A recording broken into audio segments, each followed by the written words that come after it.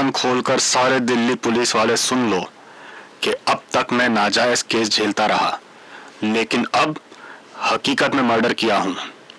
अगर इस मर्डर में तुम मुझे पकड़ सको तो पकड़ कर दिखाओ, तब मैं समझूंगा कि तुम सारे के सारे ऊपर से नीचे तक के स्टाफ अपनी असल माँ बाप की पैदाइश हो।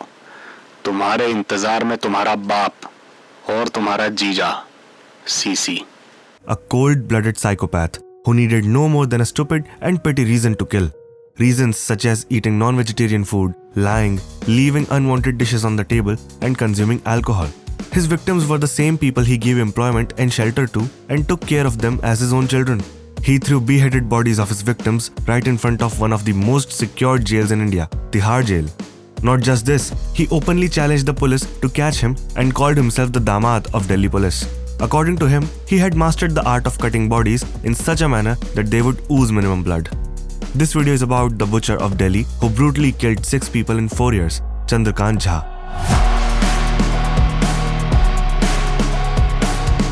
Chandrakant was born and brought up in Ghosai village of Bihar's Medhapur district. However, in search of work, he shifted to New Delhi in 1986. His 7th grade passing certificate could only get him working as a labourer in Sabzi Mandi initially. Later on, he became a vegetable wholesaler and plastic hawker. According to reports, he married twice. He abandoned his first wife within a year of his marriage and soon married Mamta and had 5 daughters with her. Jha was not new in the world of crime. He got his name involved in 3 cases of burglaries and Arms Act cases in 1997. He was arrested for killing Mangal in Adarsh Nagar area in 1998. Later, in 2002, he was released due to lack of evidence. Jha believed he was framed in the above cases, and perhaps this belief acted as a motivation to commit murders and challenge the system. All his victims belonged to Bihar and UP who came to Delhi in search of work. Chandrakant used to help them in finding employment and meanwhile also provided them with shelter and meals. Jha considered them his own children and took care of them.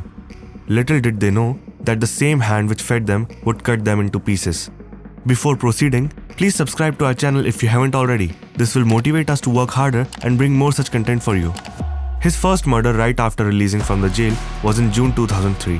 His victim was his own associate named Shekhar, who was killed because Jha believed he was a liar and a drunkard. His body was dumped in Alipur.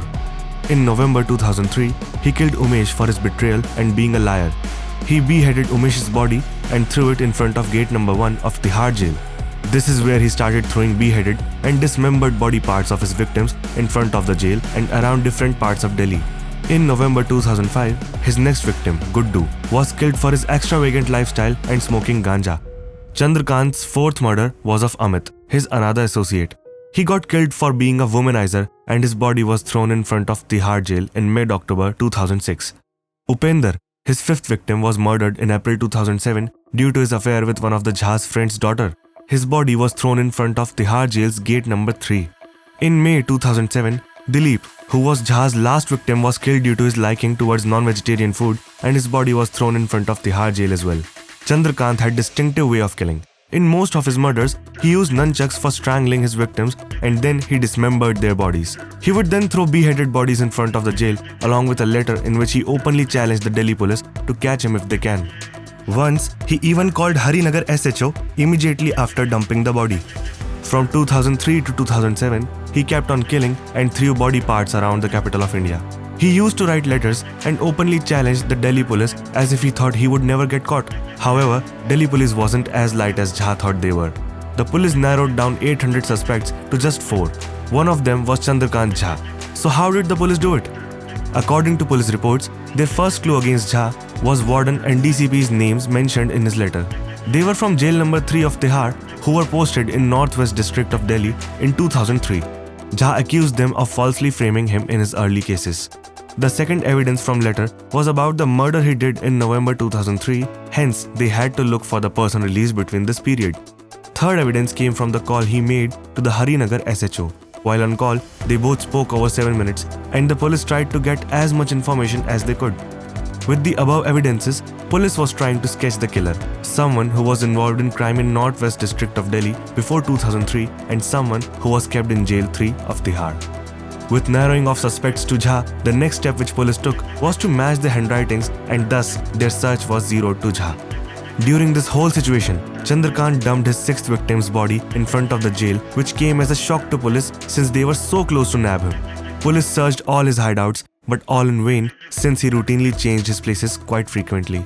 The last clue which came to police was his scooter-fitted rickshaw, which was traced in Alipur. He got arrested for his deeds in front of his wife and children who were eating halwa as a family. After the arrest, Chandrakant neither showed any sign of remorse nor had shame for what he had done to those poor people. He even confessed of being comfortable having dinner in the same room around the dead bodies where blood and decay was spread. The court sentenced death penalty for murders of Amit and Upender. He was also given life imprisonment for taking the life of Dilip, his last victim. Chandrakant asked for some leniency, but the plea was rejected since the court believed if Chandrakant was left loose, he would still go on hunt for more blood, so he can challenge the police since the court believed he is task-oriented serial killer who likes to mock the system and the brutality he committed to the innocent lives is unrecoverable. In 2016, the High Court of Delhi changed the death penalties to life sentences so he can repent his actions where he failed as a human. Chandrakant lies in the same jail in front of which he threw beheaded bodies of his victims. The court also made a statement which might make you think for a moment. It is time to think and ponder that if this kind of policing has created one Chandrakant Jha, and that if our policing continues the way it does, many more are in the making. Soon, a documentary on Netflix is going to get released based on Chandrakant Jha's life and his crimes named Indian Predator, the Butcher of Delhi. Thanks for watching our video till the end. If you liked our video, please don't forget to hit the like button. Also, share this video with your friends and family. Stay safe.